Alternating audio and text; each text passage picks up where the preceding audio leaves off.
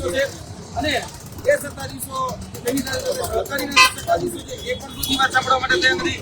પશુપાલકો ખુદ એવું કહી રહ્યા છે કે અમારે દૂધ આ મધુ ડેરીની અંદર દેવું છે, પરંતુ એક વ્યક્તિની દાદાગીરી સામે આજે ક્યાંક ને ક્યાંક બધાને લાચારી અનુભવે છે. એક વ્યક્તિની દાદાગીરી ચલાવવામાં આવે અને કોઈ વ્યક્તિ જે લાચાર નથી એ યાદ રાખજો. આવનાર દિવસોની અંદર બધા જ બાબતોનો જવાબ આપવામાં આવશે.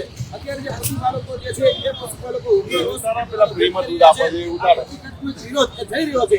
આજે આ જે દૂધ છે એ દૂધ તમે જોઈ શકો છો કે અત્યારે જે બહેનો છે, જે વડીલો છે, જે વૃદ્ધો છે, બધા જ લોકોને આજે ફ્રી વિતરણ દૂધ એ કરવામાં આવી રહ્યું છે. એટલે કે નિઃશુલ્ક રીતે આ દૂધનું વિતરણ કરવામાં આવ્યું છે.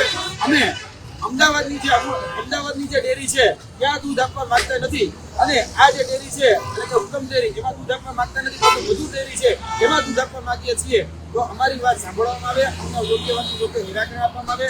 ભૂતકાળમાં અમે બહુ ખાડા અનુભવ ઉત્તમ ડેરીના થયા છે અને આના કારણે અત્યારનો જે ગુજરાતનો અને દહેગામનો જે પશુપાલક સમાજ જે છે એ ક્યાંક ને ક્યાંક ત્રાહીમામ છે. તો આની પર નિરાકરણ લાવવામાં નહીં આવે ત્યાં સુધી આ વિરોધ જે છે એ વિરોધ યથાવત રહેશે.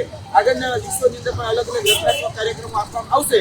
જ્યાં સુધી અમારો અવાજ નહીં સાંભળવામાં, જ્યાં સુધી અમારી બેઠક કરવામાં નહીં આવે અને જ્યાં સુધી આનું નિરાકરણ લાવવામાં નહીં આવે ત્યાં સુધી અલગ અલગ રચનાત્મક કાર્યક્રમો જે છે એ સતત ચાલુ રહેશે. ઓકે, મને બાઇટ લઈ લેજો. તમે ત્યાં ઉભા રહો, આપણે કેન સાથે ઉભા રાખજો ભાઈ.